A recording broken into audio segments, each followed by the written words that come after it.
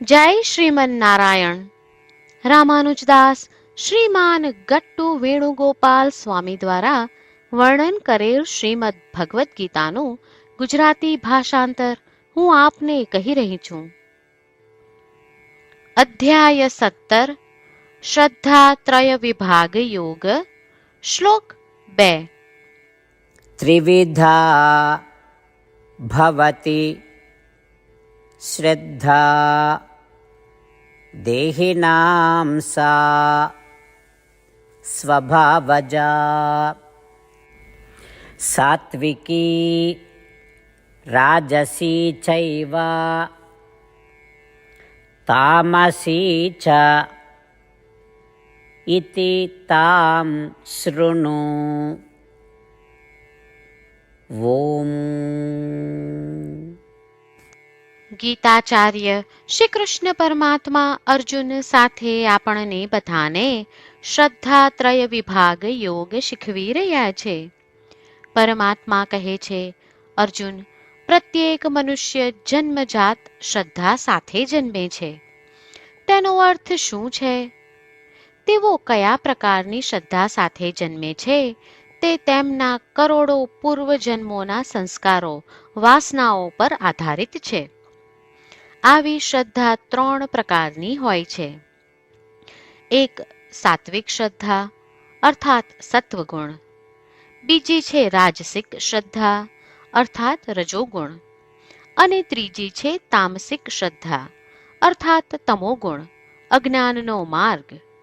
હવે આ વિશે મારી પાસેથી સાંભળ. આ પ્રમાણે શ્રી કૃષ્ણ પરમાત્મા સમજાવી રહ્યા છે કે આપણે આ 3માંથી એક પ્રકારની શ્રદ્ધા સાથે જન્મ્યા છીએ, અને આ શ્રદ્ધા આપણા પૂર્વજન્મોના કર્મોના સંસ્કારોથી પ્રભાવિત છે. તેથી ચાલો આપણે સમજીએ કે હમણાં આપણી પાસે જે પણ શ્રદ્ધા છે તે આપણા પૂર્વજન્મોના કર્મોના સંસ્કારો, વાસનાઓથી પ્રભાવિત છે. જો આપણને આપણા વૈદિક શાસ્ત્રોમાં દ્રઢ વિશ્વાસ ન હોય તો ચાલો આપણે સ્વીકારીએ કે તે આપણા પૂર્વજન્મોના કર્મોના સંસ્કારોને કારણે છે, અને તેને દૂર કરવા માટે આપણે સતત પ્રયત્ન કરતા રહીએ. ચાલો આપણે વૈદિક શાસ્ત્રો પર પૂર્ણ વિશ્વાસ કરીએ અને તેમાં પૂર્ણ શ્રદ્ધા રાખીએ. વેદ આપણને શ્રીમન નારાયણનો આશ્રય લેવાનું સૂચન કરે છે. તેથી માત્ર શ્રીમન નારાયણનું શરણ લેતા ચાલો આપણે બધા શ્રી કૃષ્ણ પરમાત્માના શબ્દોનું આ શ્લોક સ્વરૂપે પુનરાવર્તન કરીએ. ત્રિવિધા ભવતિ શ્રદ્ધા દેહિનાં સા સ્વભાવજા સાત્વિકી રાજસી ચૈવ તામસી ચેતિ તામ શૃણુ. શ્રી કૃષ્ણ પરમાત્માએ આખી ભગવદ્ ગીતાનો સાર અધ્યાય 18ના શ્લોક 65 થી 70માં 8 ઉપદેશ દ્વારા કહ્યો છે. શ્રી કૃષ્ણ કહે છે, જે મારા આ 8 ઉપદેશ અનુસરે છે તે મને પ્રિય છે. એ સર્વે ભક્તોનું હું બધી જ રીતે રક્ષણ કરીશ. શ્રી કૃષ્ણ પરમાત્મા પાસેથી આખી ભગવદ્ ગીતા સાંભળ્યા પછી અર્જુન કહે છે, કરિષ્યે વચનમ તવ, એટલે કૃષ્ણ, હું તમારી આજ્ઞાનું પાલન કરીશ, તમે કહો છો એમ કરીશ. અને આથી જ શ્રી કૃષ્ણએ દરેક પ્રકારના યશ અને વિજય અર્જુનને આપ્યા છે. તો ચાલો આપણે પણ પરમાત્માને 8 વાતો પાળવાનું વચન આપીએ. પરમાત્માને આપેલા વચનથી મોટી કોઈ પૂજા, તપ કે યજ્ઞ નથી. 8 પ્રતિજ્ઞાઓ જે આપણે લેવી જોઈએ તે હું હવે કહું છું. આપ સૌ પણ એનો મન અને હૃદયથી વિચાર કરો. આ રીતે શ્રી કૃષ્ણને વચન આપતી વખતે આપણે સૌ શ્રી કૃષ્ણની હસતી મુખમુદ્રાનો મનમાં વિચાર કરીએ અને પરમ આનંદનો અનુભવ કરીએ. જય શ્રીમન નારાયણ. આપણા 8 વચનો આ પ્રમાણે છે.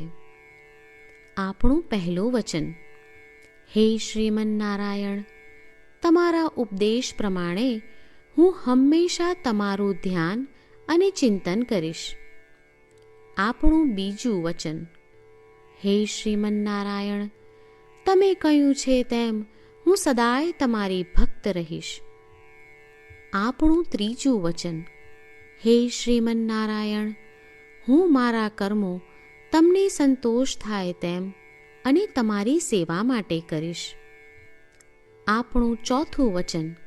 હે શ્રીમન્નારાયણ, તમે અનુસરવા કહ્યું છે તેમ મને પૂર્ણ શ્રદ્ધા છે કે હું તમારી છું. હું સદાય મારા હાથ જોડી તમને નમસ્કાર કરીશ, તમારી ભક્તિ કરીશ.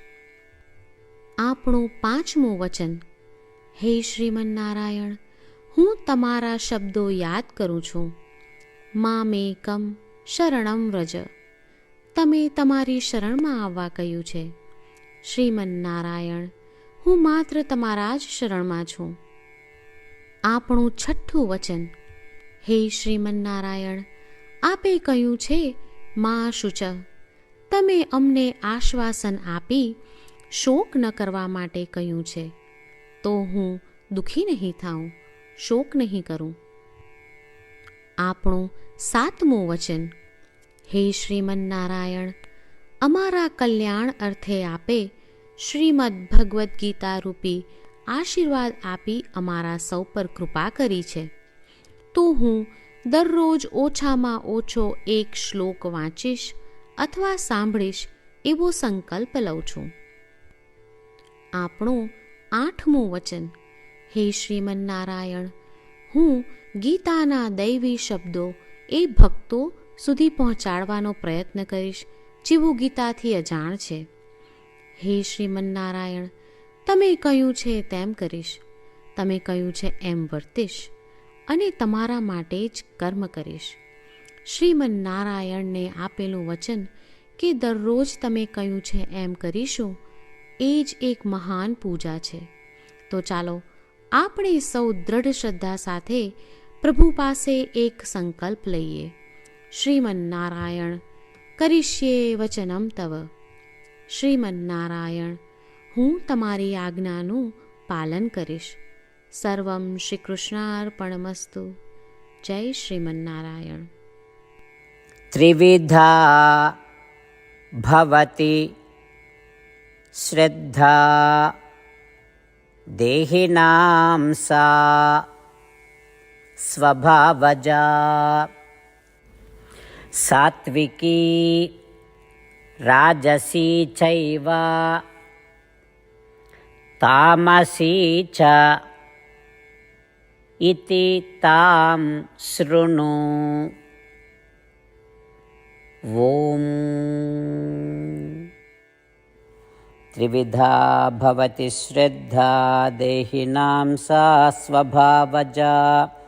સાત્વિકી રાજસી ચૈવ તામસી ચેતિ તામ શૃણુ. જય શ્રીમન્નારાયણ. તમામ ભક્તોને ખાસ વિનંતી. આપણા જીવનની દરેક બાબતોમાં આપણે તાત્કાલિક અને અસરકારક પરિણામો ઈચ્છીએ છીએ. આ પ્રાપ્ત કરવા માટે ચાલો દરરોજ 1 મિનિટ ફાળવીએ અને નારાયણાસ્ત્રમ વાંચીએ. નારાયણાસ્ત્રમ મેળવવા માટે તેની વેબસાઇટ જે www.narayanaastram.org છે તેના પર જાઓ અને રજિસ્ટ્રેશનમાં તમારું નામ અને ઈમેલ આપો. તમે આપેલા ઈમેલ પર તમને નારાયણાસ્ત્રમ PDF પ્રાપ્ત થશે. PDFમાં રામાયણનો 1 શ્લોક, ગીતાનો 1 શ્લોક અને એક વિષ્ણુ નામ છે. આ 3ને નારાયણાસ્ત્રમ કહેવામાં આવે છે. દરેક વ્યક્તિને આ શ્લોકોનું અલગ અલગ સંયોજન પ્રાપ્ત થાય છે. જ્યારે દરેક વ્યક્તિ 24,000 ભક્તો સાથે તેમના નારાયણાસ્ત્રમને દરરોજ વાંચે છે અથવા સાંભળે છે, ત્યારે સમગ્ર રામાયણનું 1 વાર પારાયણ, શ્રીમદ્ ભગવદ્ ગીતાનું 33 વાર પારાયણ અને વિષ્ણુ સહસ્ત્ર નામનું 24 વાર પારાયણ રોજ પૂર્ણ થાય છે. આ એક અદ્ભુત અને અસાધારણ પરિણામ છે. તેથી તમે અને તમારા પરિવારના સભ્યો તરત જ વેબસાઇટ પર જાઓ અને તમારું નારાયણાસ્ત્ર મેળવો. જય શ્રીમન્નારાયણ.